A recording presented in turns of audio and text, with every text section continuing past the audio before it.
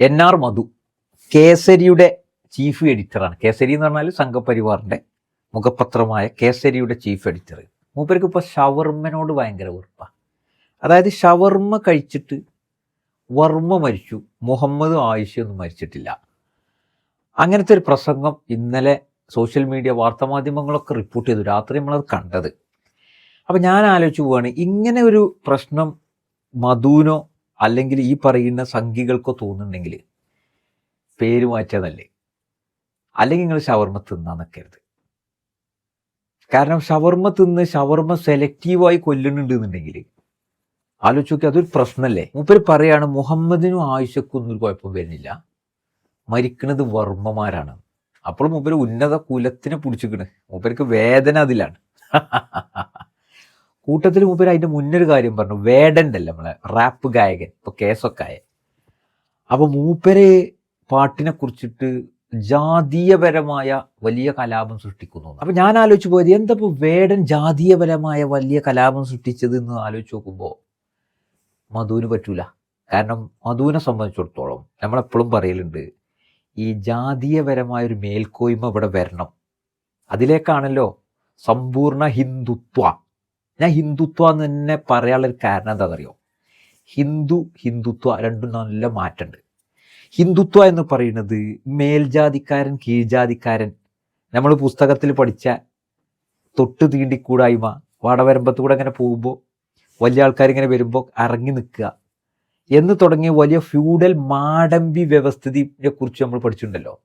അതിലേക്ക് എത്തിച്ചുകൊണ്ട് അങ്ങനെ കീഴാള ജനവിഭാഗങ്ങളൊക്കെ ഉണ്ടാക്കി ഓലക്കൊണ്ടൊക്കെ ഒന്ന് പണിയൊക്കെ എടുപ്പിച്ച് ഇങ്ങനെ സുഖലോലുപതയിൽ ജീവിക്കാൻ വേണ്ടി ഇന്നും ആഗ്രഹിക്കുന്ന ആളുകൾ ഉണ്ട് എന്ന് നമുക്ക് മധുവിൻ്റെ പ്രസംഗം കേൾക്കുമ്പോൾ ബോധ്യപ്പെടുകയാണ്.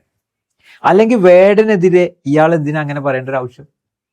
വേടൻ തൻ്റെ ജീവിതവുമായി ബന്ധപ്പെട്ട് കുട്ടിക്കാലത്ത് ഒക്കെ അനുഭവിച്ച പ്രയാസം, ജാതിയുടെ പേരിൽ മാറ്റി നിർത്തപ്പെട്ട സാഹചര്യങ്ങളെക്കുറിച്ചും ഒക്കെ പറഞ്ഞുകൊണ്ട് പ്രതിഷേധിക്കുന്നതിനെ എനിക്കതൊരു അസഹിഷ്ണുത തോന്നിയില്ല. കാരണം ഞാൻ ഒരു മുസ്ലിം മതവിഭാഗത്തിൽപ്പെട്ട ആളാണ്. കീഴാളൻ മേലാളൻ എന്നൊക്കെ പറഞ്ഞുകൊണ്ടുള്ള ഒരു ശിഷ്ടവും എൻ്റെ വിശ്വാസം അനുസരിച്ചുള്ള മതം പറഞ്ഞിട്ടില്ല, പ്രത്യയശാസ്ത്രം ഞങ്ങളോട് പറഞ്ഞിട്ടില്ല.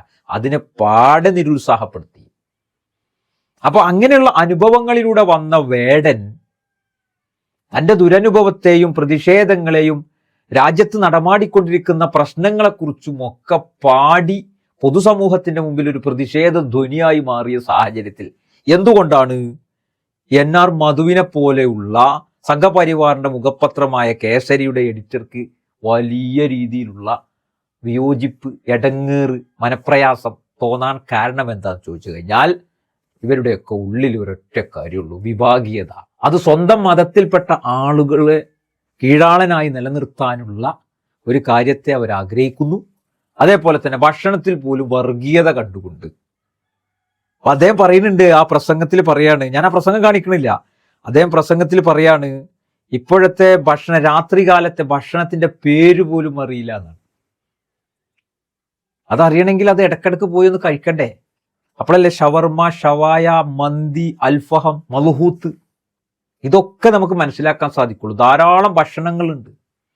അദ്ദേഹം പറയാണ്, ഇങ്ങനെ പോകുമ്പോൾ പിന്നെ ശ്മശാനത്തിലെ ഇറച്ചി വന്ന മണമെന്നാണ് അദ്ദേഹം ഇതിനെ വിശേഷിപ്പിച്ചത്. അത് വല്ലാതെ അസ്വസ്ഥത ഉണ്ടാക്കുന്നു എന്നാ ഞാൻ ആലോചിച്ചു പോയത്. ഗുജറാത്തിന്റെ തെരുവീതികളിൽ മതത്തിന്റെ പേരിൽ കൊല ചെയ്യപ്പെട്ടപ്പോൾ ഈ പറയുന്ന ഇറച്ചി വന്ന മണം, അതിനെക്കുറിച്ച് ഒരാശങ്കയും ഇത്തരക്കാർക്ക് ഉണ്ടായില്ല എന്നുള്ളത് ചരിത്രങ്ങൾ സാക്ഷിയാണ്. ഇപ്പൊ ഇവിടെ മനുഷ്യർ തിന്നാൻ ഉപയോഗിക്കുന്ന സാധനങ്ങളെ പല മോഡലുകളിൽ വിഭവങ്ങളാക്കി മാറ്റിയതിൽ അസഹിഷ്ണുത കാണുമ്പോൾ, പ്രയാസം തോന്നുമ്പോൾ, ഇന്ത്യ രാജ്യത്ത് വിവിധ തരത്തിലുള്ള കലാപങ്ങളിൽ വെന്തു മരിച്ചതും തല്ലിക്കൊന്നതും ഓരയുടെയും പച്ചമാംസങ്ങളുടെയും മണങ്ങൾ, ദുർഗന്ധങ്ങൾ, കബന്ധങ്ങൾ നിറഞ്ഞ ഇന്ത്യ രാജ്യത്ത് പല ചരിത്രങ്ങൾ നമുക്ക് കാണാൻ സാധിച്ചിട്ടുണ്ട്. അതിലൊന്നും ഇവർക്കൊരു പ്രയാസം ഉണ്ടാകുന്നില്ല എന്നുള്ളതാ. പശുവിൻ്റെ പേരിൽ അല്ലേ ഫ്രിഡ്ജിൽ മാംസം ഉണ്ട് സൂക്ഷിച്ചു എന്ന് പറഞ്ഞുകൊണ്ട് ആളുകളെ തല്ലിക്കൊന്നു എന്നുള്ള കാര്യം നമ്മൾ കേട്ടിട്ടുണ്ട്. പശുക്കടത്ത് ആരോപിച്ചുകൊണ്ട് തല്ലിക്കൊല്ലുന്ന ധാരാളം വാർത്തകൾ നമ്മൾ കേൾക്കുന്നുണ്ട്. അവിടെ ഒന്നും ഇവർക്ക് യാതൊരു മനപ്രയാസം ഉണ്ടാകുന്നില്ല.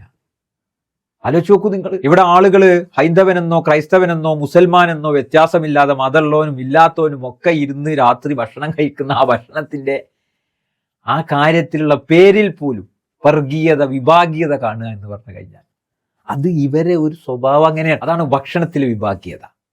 ഇപ്പൊ നമുക്കറിയാലോ, ഹലാൽ കഴിഞ്ഞു, ഇപ്പൊ ഷവർമ്മയിലേക്ക് എടുത്തു. ഇയാളുടെ വീഡിയോക്ക് താഴെ ധാരാളം ഹൈന്ദവ സഹോദരങ്ങൾ വന്നിട്ട് എതിർപ്പ് പ്രകടിപ്പിക്കുന്നതായിട്ട് കാണാം.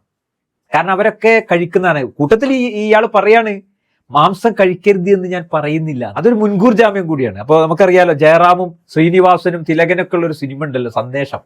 അതിൽ ശങ്കരാടി അമ്പലത്തിലേക്ക് പോകുന്നത് കണ്ട ശ്രീനിവാസൻ ചോദിക്കുമ്പോൾ ശങ്കരാടി ഒരു മുൻകൂർ ജാമ്യം എടുക്കുന്നുണ്ട് എന്ന് പറഞ്ഞതുപോലെ മാംസാഹാരം കഴിക്കണ്ടെന്ന് ഞാൻ പറയുന്നില്ല, അദ്ദേഹം കഴിക്കുന്നുണ്ട്. അതേ ആഹാരം തന്നെയാണ് വിവിധ തരത്തിലുള്ള ആഹാരമായിട്ട് മാറിയ അറേബ്യൻ ഫുഡ് എന്നാണ് അദ്ദേഹം സൂചിപ്പിച്ചത്. ഭക്ഷണം ആസ്വാദ്യകരമാകണമെങ്കിൽ അറേബ്യൻ ഫുഡ് ആയിരിക്കണം എന്നാണ്.